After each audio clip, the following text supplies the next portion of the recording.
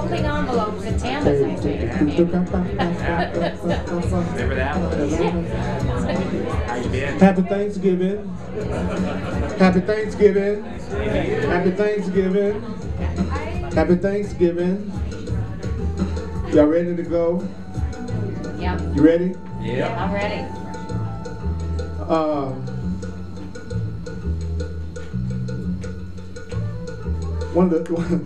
I got ready to study the Course of Miracles, and my inner voice said to me, well, you may not like it, or you might like it, but this is what it says.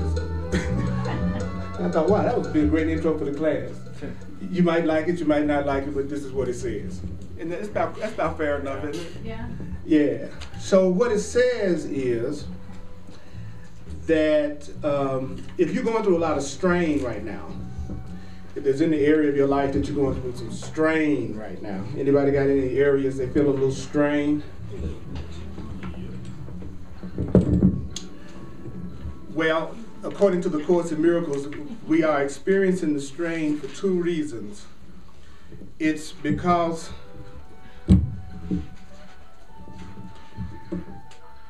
what you really want is conflicting with what you're doing.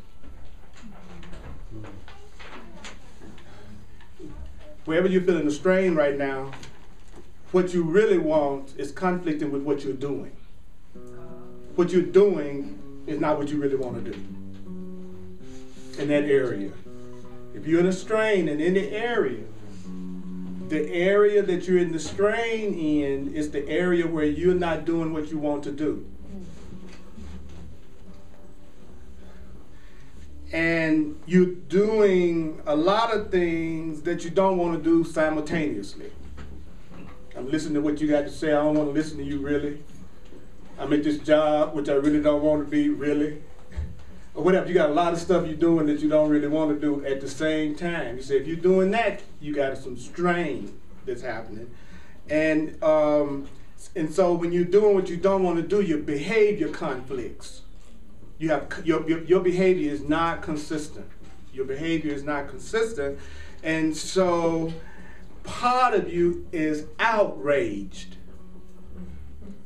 Part of you is outraged, and you're behaving like you think you should, but you really don't want to. That's, he says, the Course said, that's another reason why you have strain and you have fear and conflict. It's because you are just a really good man, behaving like you think you should, but you don't really want to. You're acting in a way that's not really true to what you really feel inside. You're just being the way you think you should be. And if you're just being the way you think you should be without really feeling that way on the inside, the Course says you are going to feel strain and fear and conflict. And so I like to take the state that I'm in and then work back to the thought that created it. I'm in strain and conflict. It's because I'm doing what I don't want to do, behaving as I think I should, and doing a lot of stuff I don't want to do at the same time. Whatever area I'm in conflict in is the area I'm being the least true to myself in.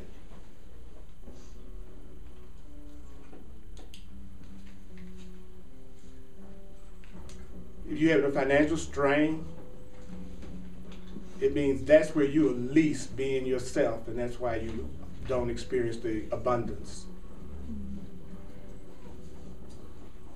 The problem is there's nobody else exactly like you, so you don't get a whole lot of witnesses to what that should be. So it takes courage to be true to yourself, because if you're being true to yourself, it might look like you're going against the crowd or what you have been told or how you should behave. So if you're a good person, you're probably behaving as you think you should without really wanting to. If you're a nice person, you're under enormous pressure right now. Yeah, I gave up being nice years ago. Okay, it was an enormous waste of time. I would advise all of you to stop trying to be nice before you kill somebody.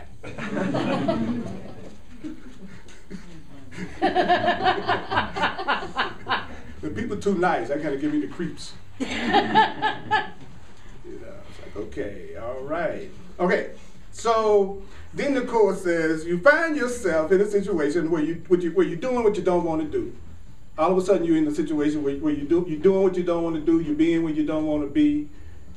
You find yourself in that kind of situation. He says, now, if you continue to stay in a situation that it looks like you're doing what you don't want to do all the time and you're behaving the way you think you should all the time, he says you're going to start to feel a sense of coercion. Like somebody's forcing you to do this stuff. Now, it's really you making you do this stuff because you're behaving as you think you should, and you're the one that's doing what you don't want to do. I mean, there's nobody else making you do what you don't want to do. It's got to be you, right? So the Court says, but when you're doing it to yourself and you don't want to take responsibility for it, the easy way out is to project on someone else that they're the ones who are causing you to do the thing that you're causing yourself to do. But it's so crazy that you don't even want to think you're doing it to yourself, so you make it look like somebody else is doing it to you.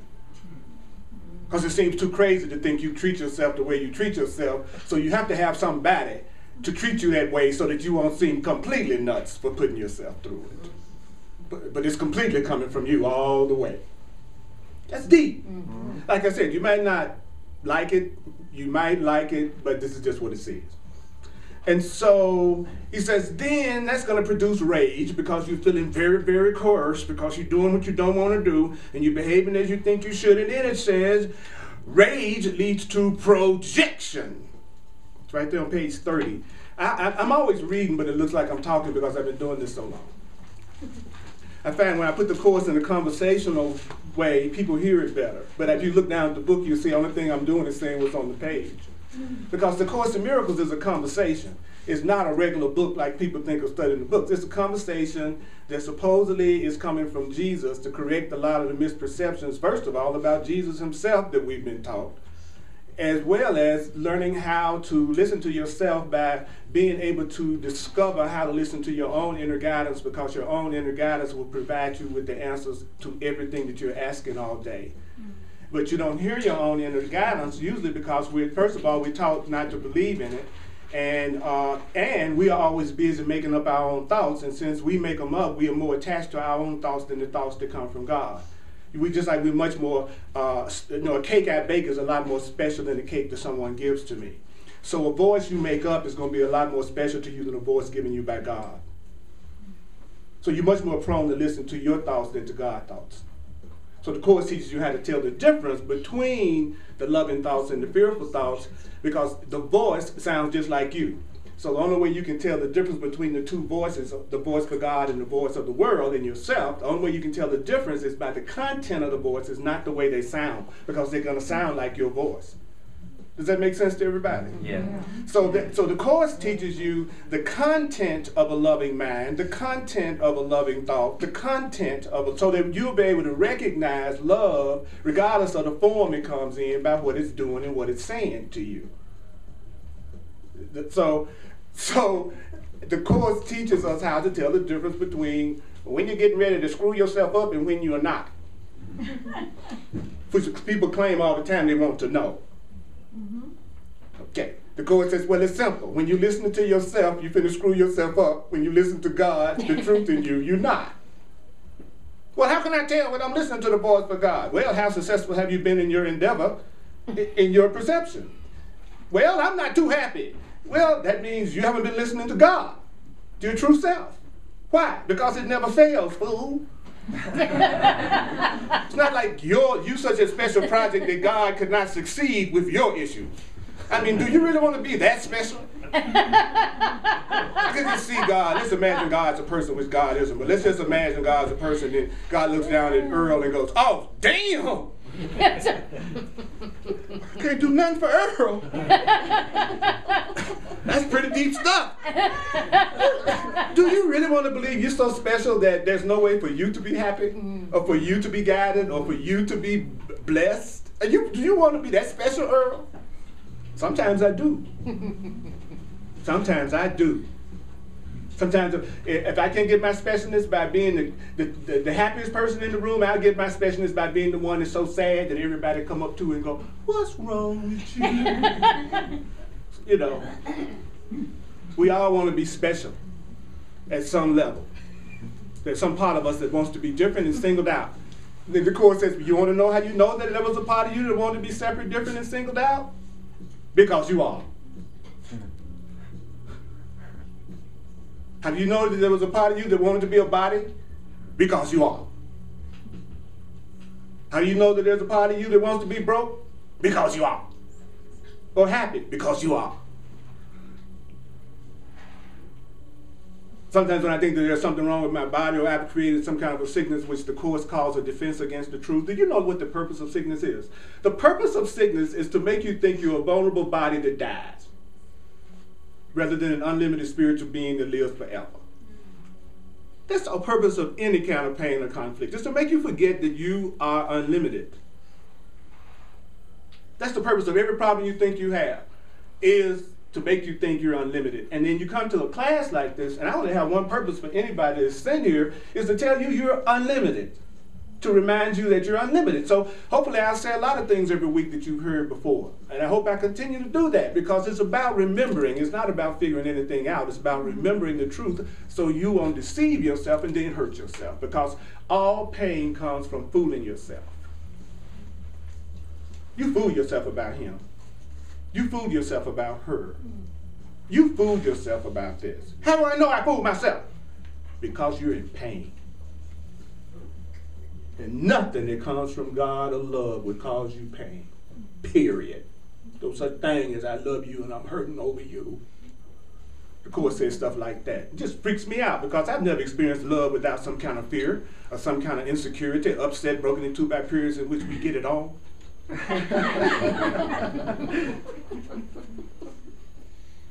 When it's good, it's so good, isn't it? But when it's bad, it's bad.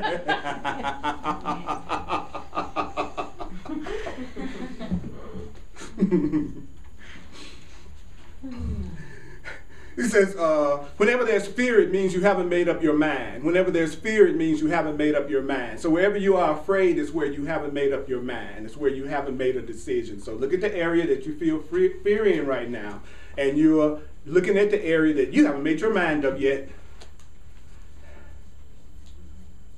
How do you know that you haven't made your mind up? Because your mind is split. This is where you read the Course. Then you go, well, what do you mean by your mind is split? It means your behavior will become erratic. So if you have erratic behavior, you have a split mind. You have a split mind because you're not doing what you really want to do, and what you're doing conflicts with what you really want to do. And so that's why your behavior is erratic. Your behavior is erratic because you haven't made up your mind. If I've made up my mind to be loving to you, and I've really made up my mind to be loving to you, and I'm not going to ever change my mind about being loving to you, then my behavior towards you would not be erratic. Is that true? Mm-hmm. If I made up my mind that, let's say I made up my mind that I'm never going to smack him. Well, does that mean if I made up my mind that I'm never going to smack him, my behavior would not be erratic in that regard? I wouldn't walk in the room one day and smack him, and one day not smack him, and then the next day smack him. So in other words, erratic behavior equals you haven't made up your mind. If your happiness comes and goes, you haven't made up your mind to know happiness all the time. If your abundance comes and goes, you haven't made up your mind to know your abundance all the time. If your fun comes and goes, you haven't made up your mind to have your fun all the time. So you have erratic behavior.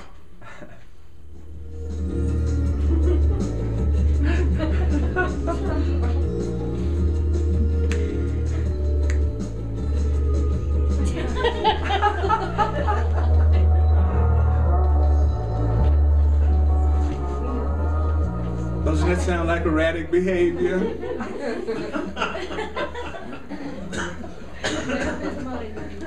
And then if you read in the book, it says, then your behavior inevitably becomes erratic. And I love this. It says, correcting at the behavioral level. In other words, trying to correct your behavior just shifts the error from the first type to the second type. And the first type of error is doing what you don't want to do. And the second type of error is behaving the way you think you should, but you don't really want to. So when you correct your behavior, but you really, in other words, I still want to smack him upside the head, but I'm not doing it. So my behavior is consistent, but now I'm behaving as I think I should without really wanting to. Just by behaving like I don't want to hit him doesn't mean I don't want to hit him. So I'm still behaving like I think I should, which is still, so I'm not doing it because I didn't come up and smack him. But I am behaving like I think I should, which is I shouldn't smack him. So I'm still under strain. I want to smack, you know, I just want to just smack somebody upside the head, but you just knew that you just best not do that. So you pretended like you didn't want to smack them upside, especially if you spiritual people. Spiritual people don't ever admit to no dastardly thoughts. All spiritual people, oh, I'm in the room, I love everybody. Everybody I love. That's the biggest bunch of crock ever came out of your mouth. How do you know when something is no longer in your mind? How do you know when some thought is no longer in your mind, some belief is no longer in your mind? How can you be absolutely sure that you don't have any of the thoughts that you don't like anymore in your mind? Not in your world. It's not in your world. It's not in your perception. If it's in your perception anywhere, it's in your mind. So that's how you keep from fooling yourself. If you see anything about me you don't like, then you have thoughts of don't like me in your mind. I love how I used to think I was gonna, like I knew the truth just because I felt good. I know the truth when everybody feels good. And then immediately I realized that's not something I can pull off. I mean, how could I possibly make everybody happy? So immediately you turn it over to something greater than you because you recognize you're very inadequate to come up with how to please everybody. And you'll be amazed at how much peace you start having in your life. I'll give you the most relaxing thing that you could do for the rest of the day. You ready? Yeah. Yep. Don't try to love nobody. Don't try to like nobody. Don't try to forgive a nobody. And just accept yourself as you are right now in this moment without trying to change one single solitary thing about yourself. And watch your body go.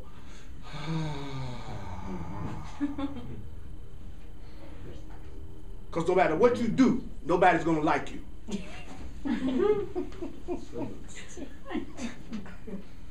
Thank God. They only feel about you what they feel about themselves. They only feel about you what they feel about themselves. They only see in you that which they choose to see. They see in you what they want to see in you. And if they've decided not to like you, there's not a doggone thing you can do to make them like you. If they decided to like you, they're going to forgive you no matter what you do. Because there are only two types of people in your life. People who want to join with you and people who want to separate from you. And then everything they do is to support their proposition of whether they want to join with you or separate from you. So if I made up my mind that I want to separate from you, there's nothing you can do that's going to make me change my mind to be with you because I've already made up my mind I want to be separate from you. So let's say I want to be joined with you, then no matter what you say to me, I'm going to want to use that to come up with a reason for me to stay with you. And y'all all know what I'm talking about because we all do it. When you've decided to be in a relationship with somebody, no matter how they're treating you, then you use everything that they do as an excuse to continue to stay there. If you decided that this person is not good for you and you need to have them out of your life, then they could be sweet that day and you say, you're too damn sweet, I'm leaving. Yeah. Because you can't win once the decision has been made. So then it's a matter of whether you want to give yourself peace or not by continually to try to have what's not available to you, which is punishment of yourself. If you hate yourself, keep on wanting what don't want you. I guarantee you, you'll get the pain that you think you deserve for being so pitiful.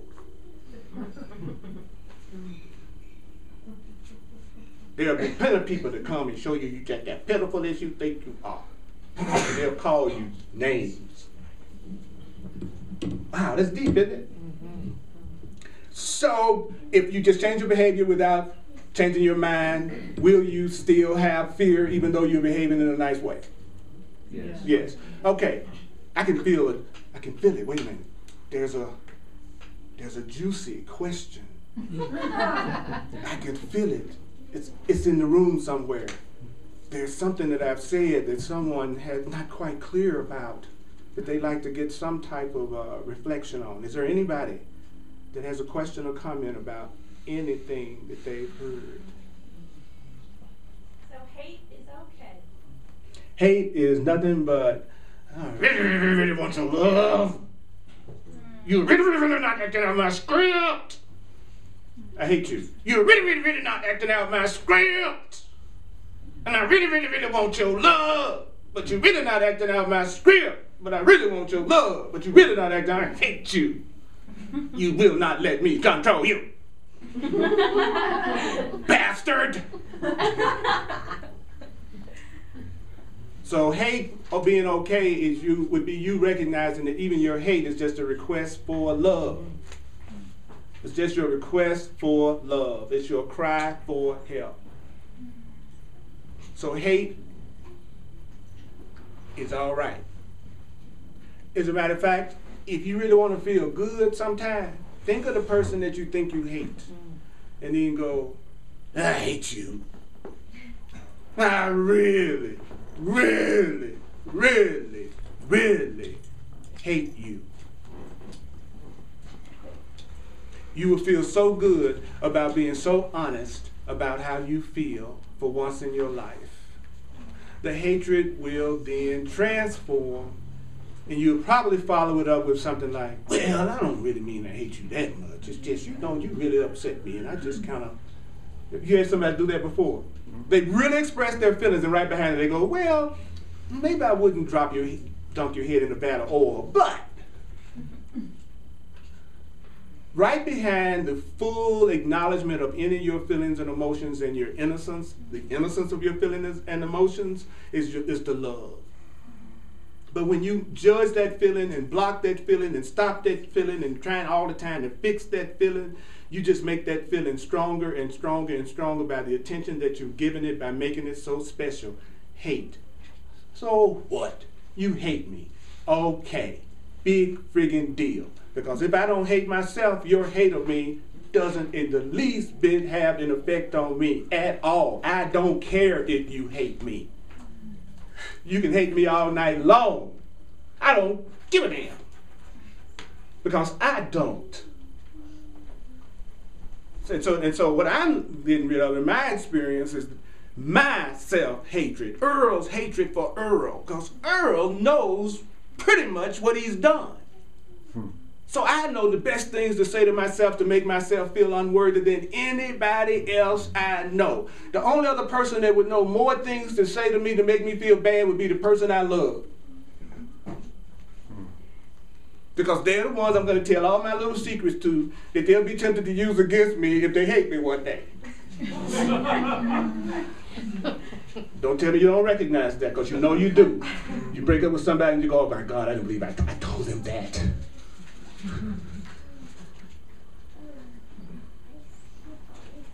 So if you want to be invulnerable to how anybody else feels about you, you got to be so clear about how you feel about you that you know when they're lying about you, because it's not the way you feel about yourself. And a lie is anything somebody's saying to you that you don't feel about yourself. If I feel I'm a good person, if I feel I'm a loving person, if I feel I'm an innocent person, you can call me anything you want to, and I know you. He just lied to me. Why? Because he didn't point out my qualities. He didn't point out that I'm a loving being. This person didn't see my light. They're a liar. But if I doubt my value and the person says I'm no good, I go, oh, well, am I? Whoa, I need to work on that. That's because you're not sure of who you are. So you can be affected by the opinions of others. It's not about getting them to change their mind. It's just about knowing they are liars. And you've already been trained not to pay any attention to a liar. So make everybody that doesn't tell you the truth and the loving truth about you a liar, and your mind will automatically dismiss them immediately because it's already been trained to do so. And that's the easy way. That's why I didn't hear it. For some of you, did it sound like I was going, didn't even sound like English, did it? You know it's the truth. You know I'm telling the truth. But some people had to sound like I was even talking English. They might even went, where am I? How did I get here? Yeah.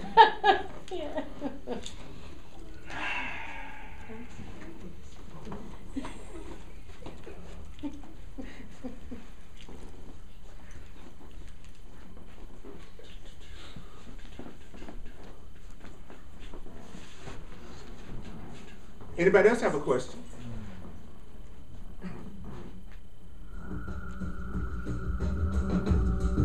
Yeah. So Earl, I'm in a situation right now where and I'm in this relationship with a person that I deem as special, and I'm not gonna have contact with this person for a week. So like, part of me feels, well, I feel like I'm dying. But like you said, because I feel that, like, you know, if I don't keep in contact with this person, I'm gonna be left behind. I'm gonna be like that, abandoned. But like you said, if this person has already made up their mind to join with me, nothing that happens can keep that. Right, because both of you, there's no way there are two people who want peace together and who are willing to be peaceful more than to be right will not have peace. If you want to be happy more than you want to be right, you'll be happy a lot faster. Most people make their happiness conditional on how right they are. So, also, the reason why I think it's great that this person is going to be away for a week, and it probably would be to your advantage if they were away a lot longer.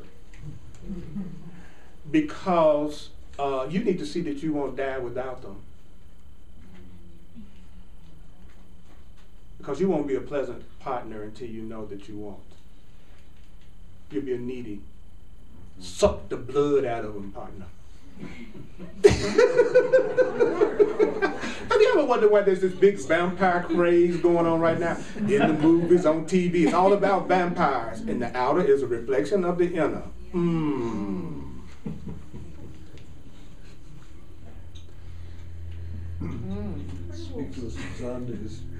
Yeah, it's like, man, they live off the life force of others.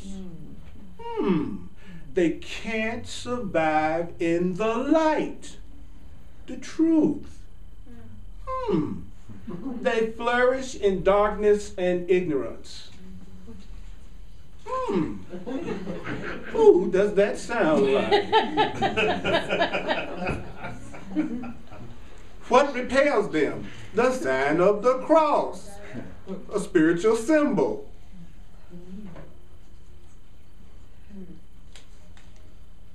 How long do they live? Forever, until you drive a stake through their heart. Hopefully a sirloin steak. I'll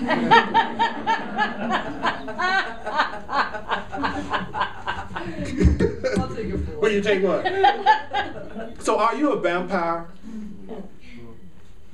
Are you a vampire? A little bit. But you're a cute vampire. You know, that's all that matters in the world. You're gonna suck all the blood out of my body. I don't care, because you have such beautiful eyes. You can strangle me to death right now because I've never seen breasts like that. that's funny. In the world, it's just about how it looks. I've had allowed people to mistreat me because they was too cute for me to quit. Didn't want to break up with them because I was completely fascinated with their form. I know you crazy, but talk your body. Oh, Jesus. I was calling on Jesus even then. Especially then. I love it when people act like people and not like they're in a spiritual environment. You know. It's so much fun.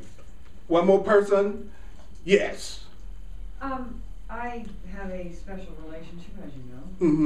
And we love each other very much. And last night I told him that I was very excited about the concept of being in love with him, but not being in all of the anger and irritation and madness. And what we do is we get to each other's subjective mind. We bring up things that are amazing for each other. And it's the stuff that runs our lives. And we continually do it even though we don't want to. So what would your comments be on that? Because I did this, like I said, 10 years ago. I think years ago, and I'd forgotten. Well, my comment would be, keep on doing what you're doing because it looks like it's working.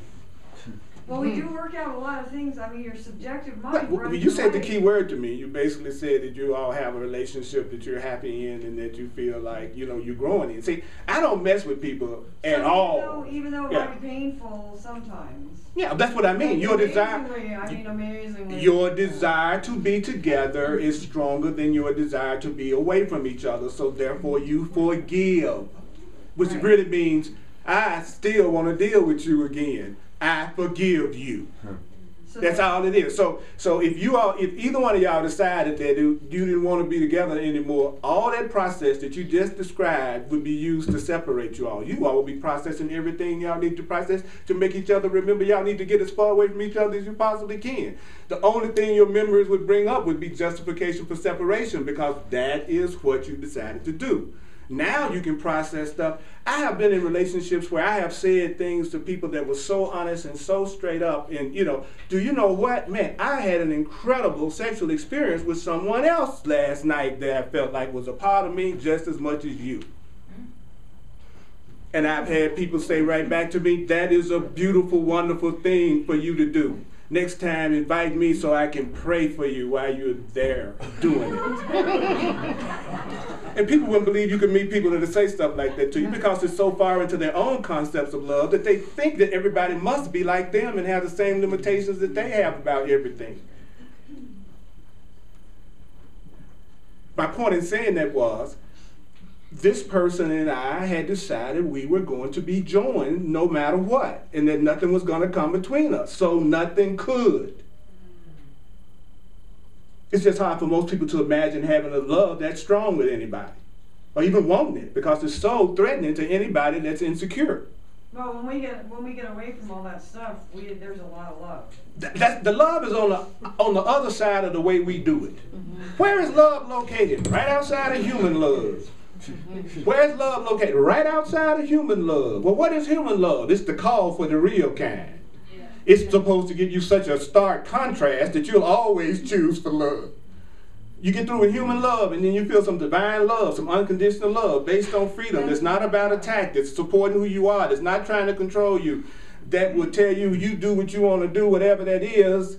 And if I can't deal with it, I'll take responsibility for it, and I'll choose out of the situation. That means no conditions. It means no conditions on your love, but that doesn't mean that you wouldn't be true to yourself, because then you'd be making fear and conflict if you're behaving like you think it was okay for them to go out with somebody else because you're trying to be spiritual, but you know that's not the way you feel about it. Then you're much more likely to kill them when they come home. Because you're the one that's under the strain of behaving the way that you think you should without wanting to, so you're the dangerous partner. But the partner that says, go out and have a good time. I'm actually the one. And when you come back, I'm going to cut your balls off. Well, and they say that in total peace and everything. Well, they're much more likely not to do it. First of all, because you ain't going nowhere.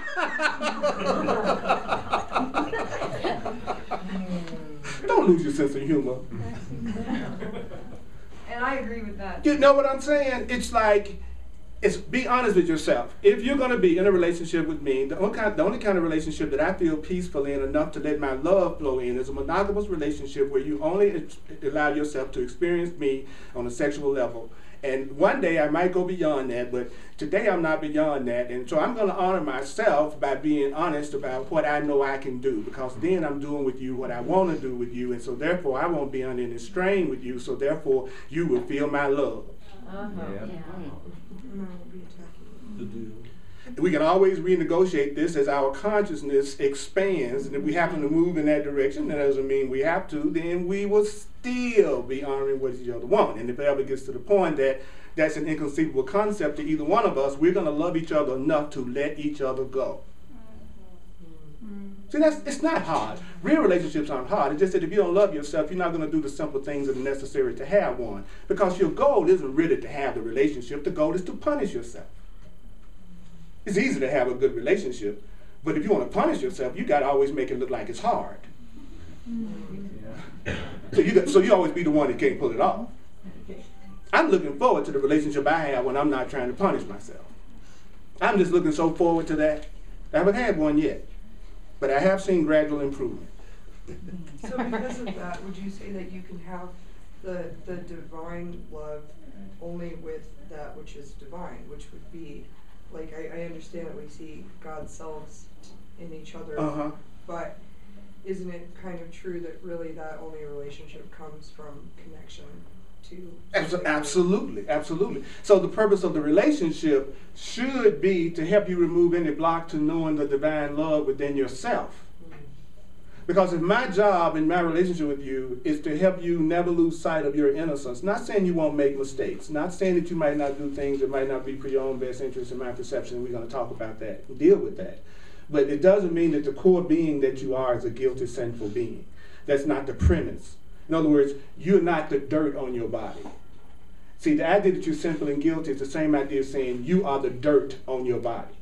And so a person who believes they're the dirt on their body, then they feel guilty. But if you know you're not the dirt, that you're beneath the dirt, then you can wash the dirt off and see who you really are. So the purpose of a real relationship is to help you take a shower, to help you wash that dirt off you. You see what I'm saying? So if I'm in your life and I'm making you feel more guilty, then I'm like a person when you get in the bathtub, they dump dirt in it. Do you need somebody like that? You get in the bathtub to cool out with your candles, and all of a sudden there's this big bucket of dirt that they drop on you. That's a relationship with somebody that doesn't love you. You're sleeping in the bed and they put the pillow over your nose. That's the person who doesn't love you. You feel happy and they want you to feel bad about that. That's not a person that loves you. It's a person that's or themselves. Yeah, but let's face it, I gotta talk to people who think there are other people out there. So that's why I say that stuff a lot of times. Yeah, it's in me. It's all ultimately in me. But you're just as real as I am. And that's what we forget. If I think I'm real, then you're just as real as me. So therefore I have to keep an awareness that you are there. Even if you're being drawn to me as a result of my own consciousness. If I make the mistake of thinking there's nobody outside me at this level, I'm going to get slammed. If I think everybody around me thinks just the way I think, I'm going to get slammed. So the whole idea that it is only me to the extent that you don't realize you're in a reality that you don't think that's true. How do you know you're in a reality that you really don't think everybody's one with you? Because when I have a stomach ache, you don't grab your stomach and say it's hurting.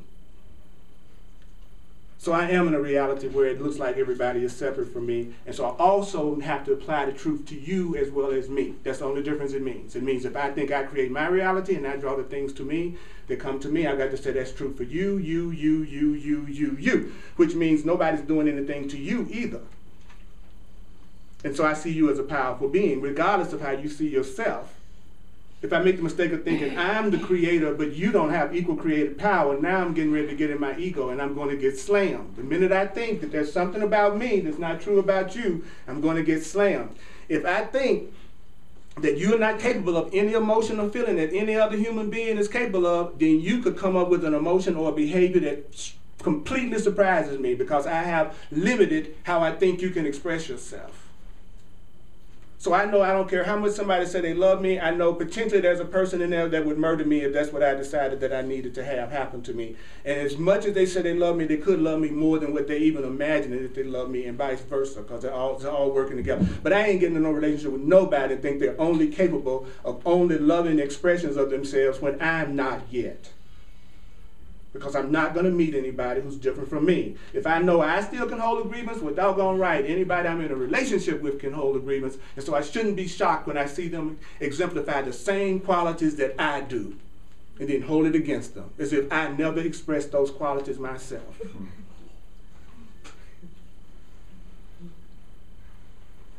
And every time you get a chance, you try to dance with them, laugh with them. See, you want to try to set it up where you're doing what you want to do when you want to do it, with who you want to do it with.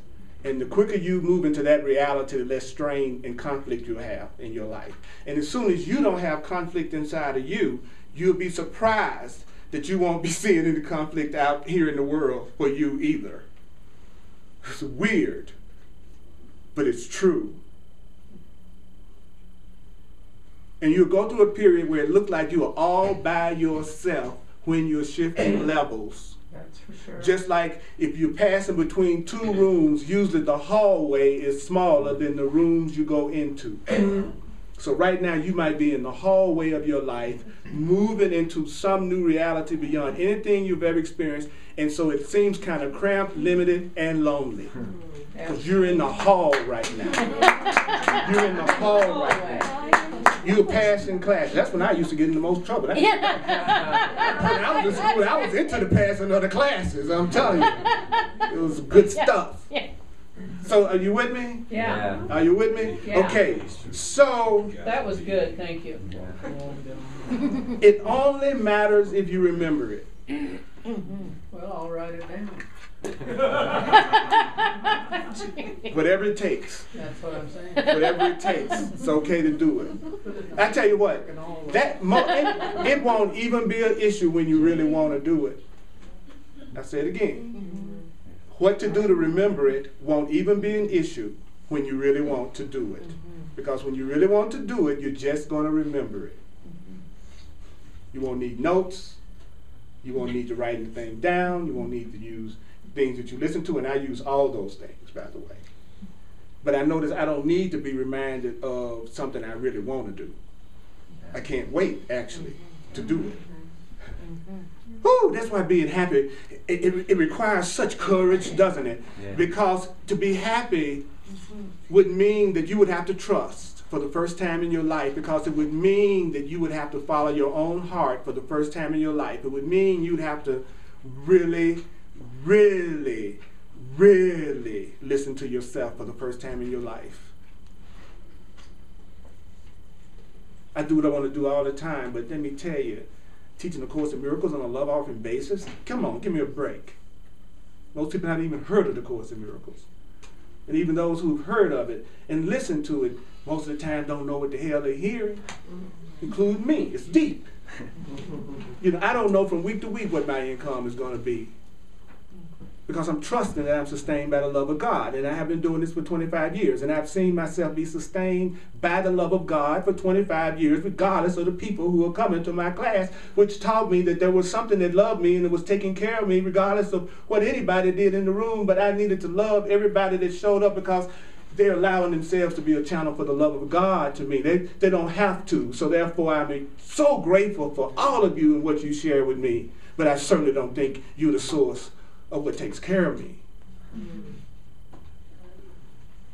If you don't love me and I don't love you, what does it matter?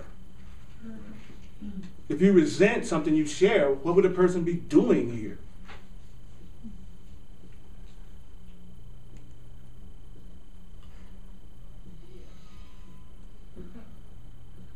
But I had to have the nerve and the guts to do what I really wanted to do. And when I saw the Course in Miracles, I was hunting around, had been musician and theater, and worked for the manager at the phone company, and sold Cablevision, and did a few other things I don't want nobody to hear on tape, but don't want no recorded record of. Private collection. But I knew when I picked this book up, I went, oh. I was 30 years old. I went, oh, this is it. This is the script. This is what I came to do. Wow, thank you. Oh, wow. When you recognize your function and your purpose, you'll know it, because you'll feel inspired, and there really won't be any question in you about, is this what you really want to do? You might not know how to do it, which would be what you really want to do. You might not know how to do it, but then you realize you wouldn't even care that you didn't know how to do it. It wouldn't even make any difference to you that you didn't know how to do it if it was something you really wanted to do, because you would know that the fact that you really want to do it is going to create the circumstances that allow you to. Your really wanting to do it will draw the people, the situations, the circumstances that will allow you to do it. You just haven't made up your mind.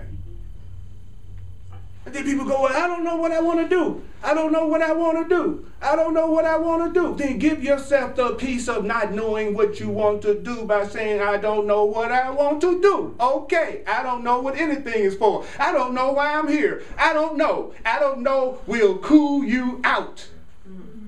I know you're an adult and you think you need to always know. That's our adult disease. No adult can admit they don't know a damn thing. That's why they judge so much, so that they can pretend they understand what's going on by judging everything, because they're trying to convince themselves they know what's happening. So they look around the room and they judge everything and everybody, because we're trying to convince ourselves we know. Because we're scared to admit to ourselves, you don't know what's going to happen to you 2 hours from now, 5 minutes from now. You have no friggin' idea. So you make a plan so you won't scare yourself to death. You make a plan so that you won't realize how scared you are. So you come up with a plan, and you know your plans never turn out the way you planned. You haven't ever had a plan that turned out exactly the way you planned in every respect, ever in your life. That can be fun, though. That's my point. The purpose of the plan is to occupy your mind so that your ego won't be freaked out. But in the meantime, realize that your power is going to come from doing what you really want to do. And you start to do that by learning who you really are. And it's not a human being.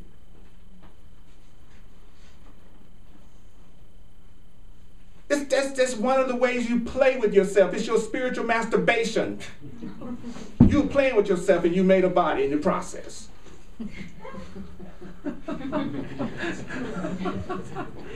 You are an unlimited spiritual being having a human experience, but you're not the human experience that you're having. And as soon as you make up your mind that you want to do what you came here to do, even if you don't know what that is, but you are completely sure you want the will of God, which is the will of the self that loves you, your real self, the self that created you in the first friggin' place. And you say, look here, I didn't create myself. I didn't create myself. I know I didn't create myself. Something created me. Whatever created me, I am willing to do the thing I was created to do or be, because I know it's going to be really cool. It's going to be the coolest thing I've ever done. How do I know that I don't know what that is yet? I'm not happy with what I'm doing. What does that mean? It doesn't mean you can't have a happy life. It just means you're not doing what you really want to do, and you haven't made up your mind to really do it. That's where I felt. I went, I'm going to teach this. I don't care what. I don't know how to do. I'm going to put it out here. I went around to a bunch of bookstores, said, can I do a class here? Can I do a class here? Can I do a class here? And they said, yes, yes, yes. I sat down and I added up what my bills were and what I thought I would need to make it a month. I had a couple of kids in high school. And bam, from that day, from then say, okay, you say I'm sustained by the love of God. I'm going to read that every day. I'm going to memorize that. I'm going to make that my mantra. Because I know I'm going to get scared otherwise. I got to realize it's not people taking care of me. It's God taking care of me. So I just got all the way into the course. And from the day that I set up shop on a love offering basis to this day, my needs have never not been met. Yeah. Not once. Yeah. Yay. And I'm saying that, I'm telling you, I'm saying that not to brag. I'm saying that to say that we're just the same. And if you're not happy right now, it ain't nobody's fault but yours. You're just scared. You're listening to your own voice.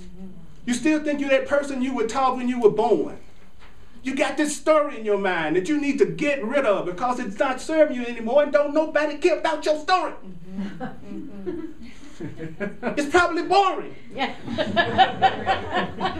Because the average person always creates the story of lack. I'm missing this.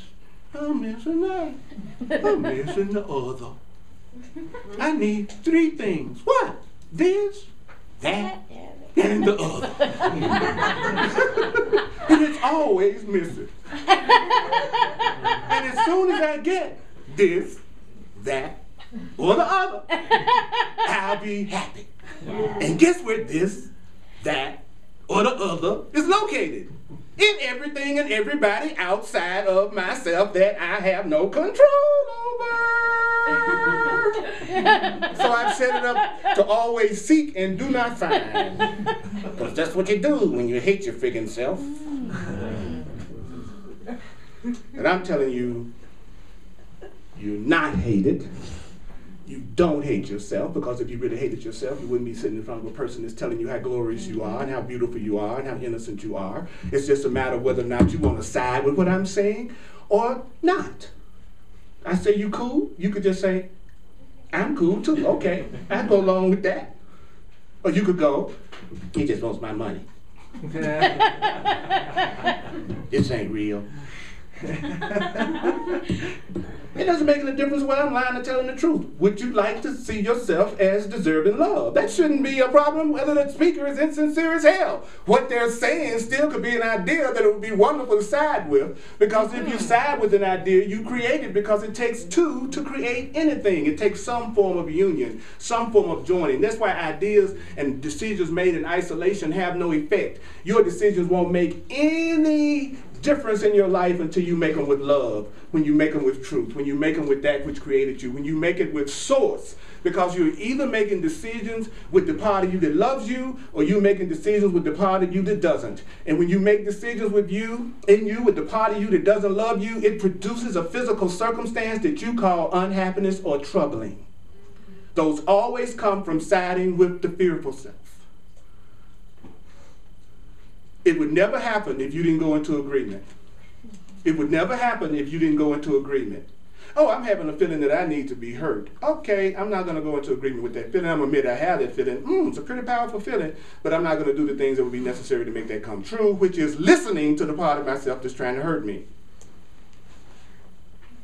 So unless I go into agreement, none of my negative thoughts could have an effect or impact on me or my life. Unless you go into agreement, it can't happen to you. So I'm saying you're splendid, powerful, unlimited, loved, free, bountiful, eternal. You don't have to believe that. You could just say to yourself, you know, I'm willing to side with that idea that I'm spectacular. So let's just say that. I'm willing to side with the idea that I'm spectacular.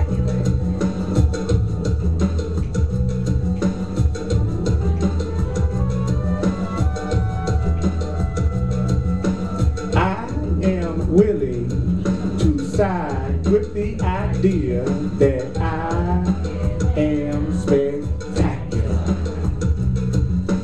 I am willing to side with the idea that I am spectacular. Say spectacular. Now, you know what's good about doing this way? Pay attention, and this is not a judgment or a condemnation. This is a class. I want you to pay attention. Pay attention to the lack of enthusiasm. I have never heard anything so pitiful at that level of spectacular as we're giving each other right now. Would anybody believe you in the least bit that you're spectacular? I am spectacular.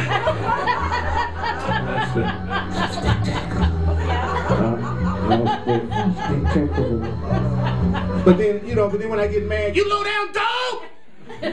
See, I'll put so much energy behind my fearful thoughts, but if someone tells me to say something that's loving and powerful, look how little energy I have behind it. So again, it's not to try to make you do something you don't want to do. I just want you to see the connection between your physical reality and your own beliefs and your own expression of yourself.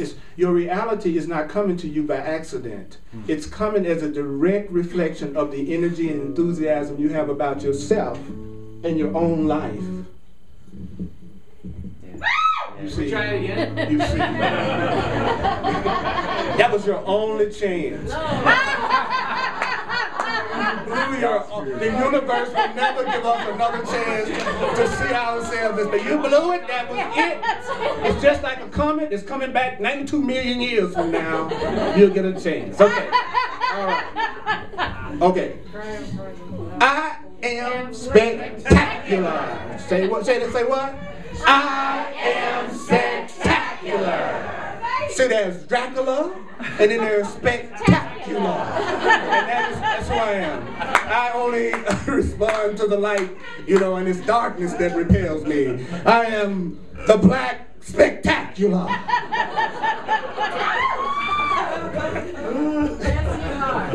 Would you acknowledge yourself, Holy Spirit? Oh! Woo! Woo! And thank you for what you shared with me. Thanksgiving. I want you to know how grateful I am for you and to you. So I'm going to do the love offering. Thank you. And then we're going to have one quick little thing for you to run out into the dream. I'm ready to do the course now. I'm going to get the book, and I'm going to actually start the Course in Miracles now. You can find plenty of used books, believe me. It's one of the most abundant used book sources you'll ever find is the Course in Miracles. So,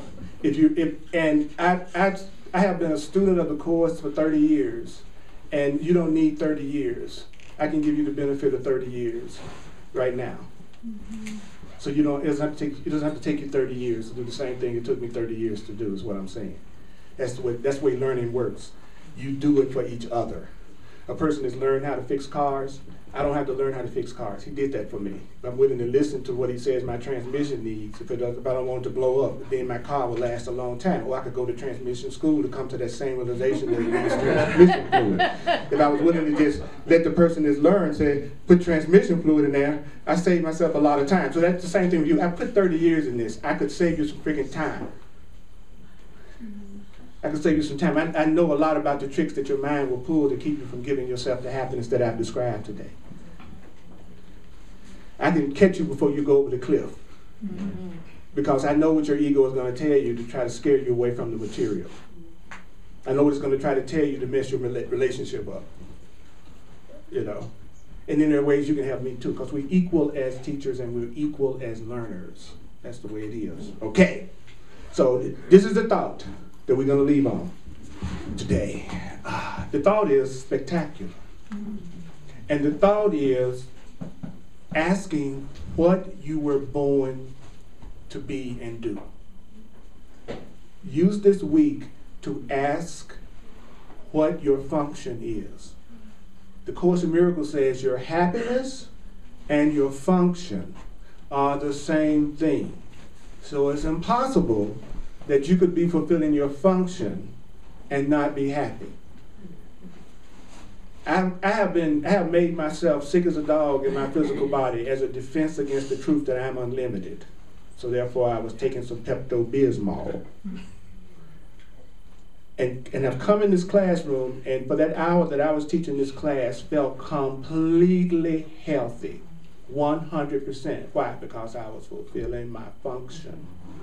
And if you fulfill your function, you will be provided for. You will be provided for.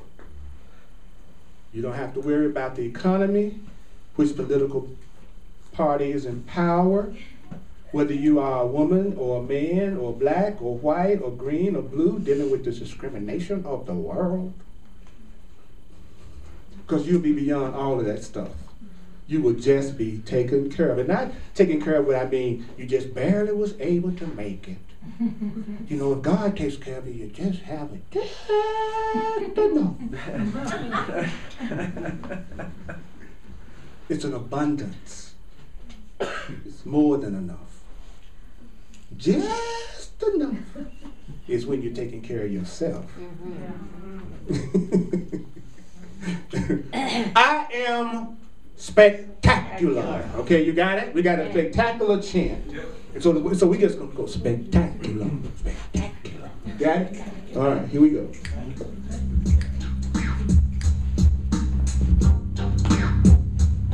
I think I can get the whole thing in there. I am spectacular. I am spectacular. I am spectacular. I am spectacular. I am spectacular. I am spectacular. What? I am spectacular. Huh? I am spectacular. Say what? I am spectacular. Uh-huh. I am spectacular. Say, I am spectacular. look at somebody and go, you Are spectacular. say, You are spectacular. You are spectacular. You are spectacular. You are spectacular. you Are spectacular. You are spectacular. but we Are spectacular. We are spectacular. it's a cult. Are spectacular. It's got to be a cult. Are spectacular. Where's the Kool-Aid? Are spectacular. We are spectacular. We are spectacular. One more time, let's go. We are spectacular. Give it up, Holy Spirit. Yeah. Uh-huh.